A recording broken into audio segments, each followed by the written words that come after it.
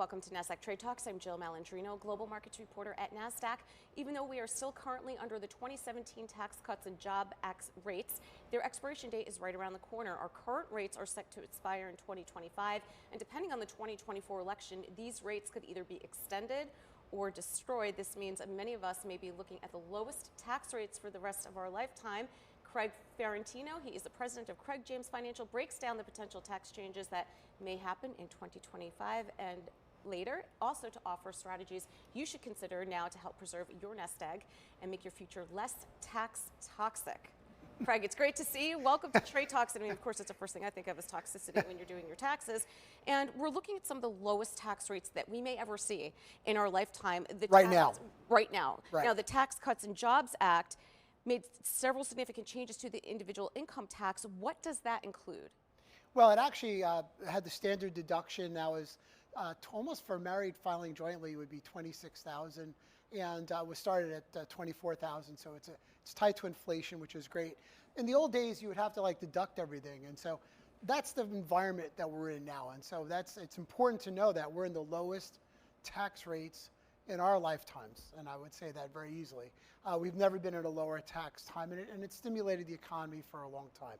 So for the period that was there. However, that's going to sunset at the end of 2025. So clients, investors, everybody has roughly about 32 months in order to make themselves less tax toxic for the future. So we can talk about trading, you know, it's a different angle. It's like, oh yeah, I got great companies for you and we can make money on these companies. But it's really about how much you keep, it's not how much you make.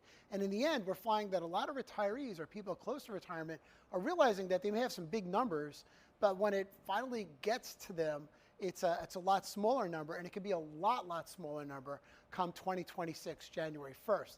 So we have, again, 988 days in order to make some changes to make yourself less tax toxic for the future. And so I've been pounding the table on that, Jill. What are some of the areas that affect most individuals in the future? Well, certainly capital gains is one of the things that's important. So that goes back to the old capital gains rate, which is tied to your income brackets. Right now, it's a much more wider rate. So you could, person making under like $77,000 pays zero capital gains tax, and then goes up to 15, and then after like 500,000 or so in income, then you're at the 20%. In the future, that's going to go back down. So if you have a property or if you have something that's on our what you could possibly do list, is to actually take some capital gains in the next 32 months that you feel that if it's something you're going to sell years from now, your taxation on the gains, embedded capital gains, will be less now than they might be in the future. As a matter of fact, I know the administration was looking at changing the capital gains rate even sooner than the 2026 expiration date. So I know that's been batted about a bit. Well, of course, it depends on who gets in for 2024, as you had mentioned before. Well, I didn't. Yeah, that's. I don't want to get into politics, but yes, there's two plans out there. Kevin McCarthy was just down at the Wall Street doing a speech, and then Biden responded with that. So I think they're still far apart as we're talking about the debt ceiling. But all of that debate, if they're raising the debt ceiling, all this has to do with your and my pocketbook. And so we're going to have to figure that out. Of course it does. That's right. So what are some actions one should consider today? Well, yeah, I think the most salient one, and it depends on each person, and it's a lot of pencil pushing in terms of getting it right on paper, is to really take a look at the Roth IRA. Because I think that if we could start to move money, you have future liabilities in an IRA. So if you have, I don't know, $1 million in an IRA, I tell clients, I go, you'll never touch $1 million. I know it's a good number to look at, but you have unfunded liabilities in this IRA.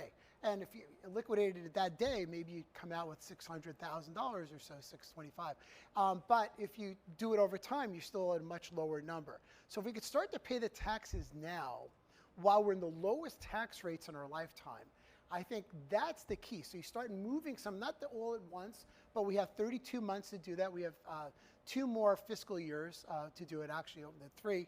So you divide that by 3, and you start to move some of that money over into a Roth IRA. If you're in it for 5 years, you're over the age of 59 and a half from the date that you first start doing it, you'll be able to take that money and reap the benefits and all the great stock picks and everything else.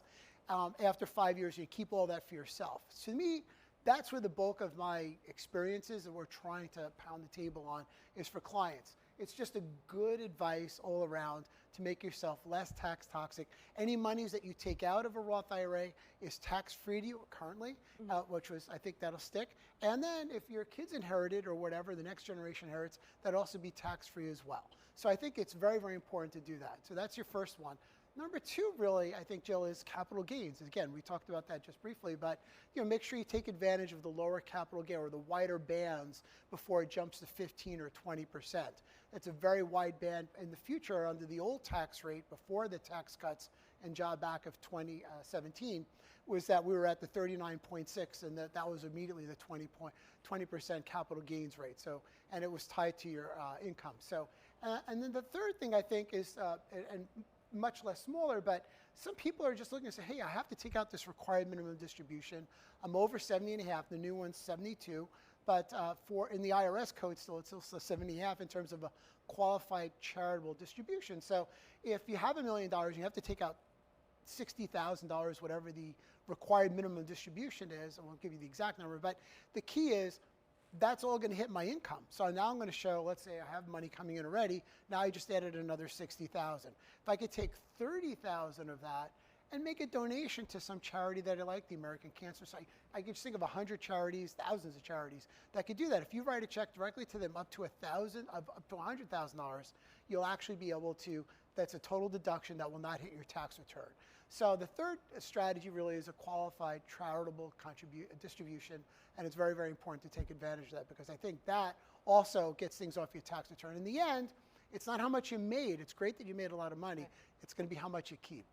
Yep. All right. Appreciate the insight, Craig. Thanks for joining us on Trade Talks, and thanks for joining me. I'm Jill Malandrino, Global Markets Reporter at Nasdaq.